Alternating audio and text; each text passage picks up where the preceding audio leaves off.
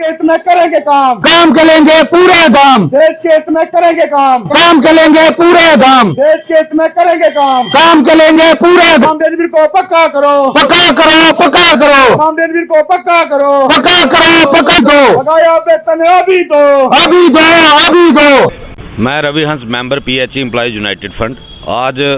लगातार हमारा धरना प्रदर्शन 608 दिन से चल रहा है। बहुत बड़ी उम्मीद थी, कल देश के प्रधानमंत्री जम्मू कश्मीर में आए थे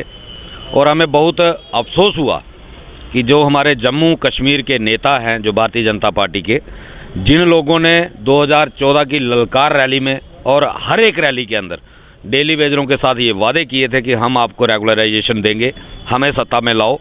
और प्रधानमंत्री मोदी जी के सामने ललकार रैली में ये वादा हुआ था। हमें उम्मीद थी कि वो लोग प्रधानमंत्री जी के सामने इस मुद्दे को उठाएंगे, लेकिन हमें अफसोस हुआ उन नेताओं में से एक भी नेता ने डेली वेजर का नाम लेना भी गवारा नहीं समझा, जिससे ये साबित हो गया कि जम्मू कश्मीर के भाजपा के जो नेता हैं ये दोगला गेम जो है डेली वेजर के साथ खेल रहे हैं। एक तरफ डेली वेजर को ये कहते हैं कि आप हमारे भाई हो, हम आपके साथ हैं, दूसरी तरफ डेली वेजर का नाम तक इन्होंने प्रधानमंत्री जी के सामने नहीं लिया। इससे ये साबित हो जाता है कि जे डेली वेजर के हितैषी नहीं हैं। मैं अपने डेली वेजर साथियों से, सभी साथियों से ये रिक्वेस्ट करना चाहता हूँ कि आने वाली 4 मार्च को जम्मू के अंदर एक बहुत बड़ा प्रदर्शन हमने रखा है और डेली वेजरों की संख्या है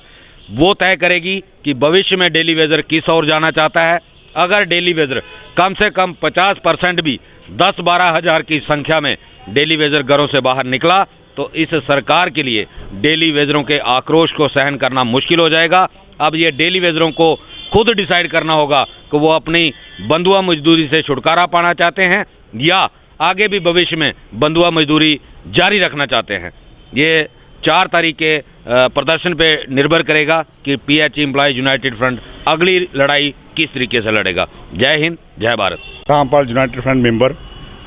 पीएचई से जो कल की जो रैली प्रधानमंत्री जी से हुई है उससे साफ जाहिर होता है कि बीजेपी की तरफ से, जहाँ एलजी की तरफ से जो कमेटियाँ हमारी तरफ से बनाई जा रही थी, जहाँ जितने भी जो हमारे यूनाइटेड फ्रंट के मेंबर बुलाए जाते थे,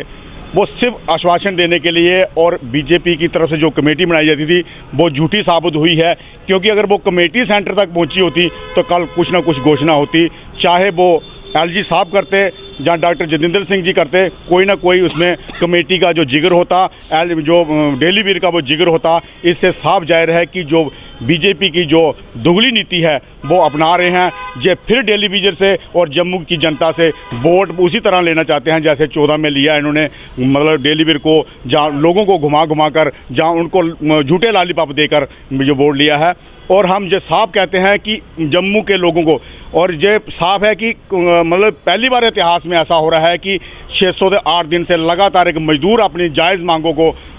मना रहा है और एलजी प्रशासन और बीजेपी इस जायज़ मांगों को मनाने में विफल रही है और सिवा आश्वासन के कुछ नहीं दिया हमको। और आज तक जो डेली वीर है 350 के लगभग हमारा साथी जो सुसाइड कर गया, आर्थिक तंगी से डेथ हो गई, जहां अपना अच्छी तरीके से इलाज नहीं करवा सका, ये सारी की सारी जिम्मेदारी एलजी प्रशासन और इनकी है। क्योंकि अगर समय में हमें वेतन या समय से हमें पॉलिसी दी जाती तो आज हमारे जो साथी जो हमसे रिटायर गए हैं, जब कुछ कईयों की डेथ हो गई है, वो इस दिशा में ना होते। हम यही एलजी प्रशासन को अभी भी कहते हैं कि अभी भी हमारी जो पॉलिसी 4 तारीख से पहले दी जाए, नहीं तो ये बड़ा जन सलाब आने वाला है। और आपके चैनल के थ्रू हम डेली वीर को कहते हैं कि अपनी बच्चों के लिए और अपनी बूढ़े माँ बाप के लिए अपने गोल्डन जो पीरियड आपने दिया है उसके लिए बाहर निकलें और अपनी बच्चों की जो एजुकेशन इन्होंने 10 साल हमारे पीछे रखी है। जो आज अगर 10 साल से पहले हमारे बच्चे, अगर ये हमें पॉलिसी दी होती तो आज हमारे बच्चे अच्छे तरीके से पढ़ लेकर कहीं एक मुकाम तक पहुँचे होते। और ये बंधुआ मजदूरी हमसे करवाना चाहते हैं, इसको दिखाने के लिए और एलजी प्रशासन और बीजेपी को एक बड़ा झटका देने के लिए तमाम डेली वीर बाहर निकलने चाहिए। जय हिंद, जय भारत।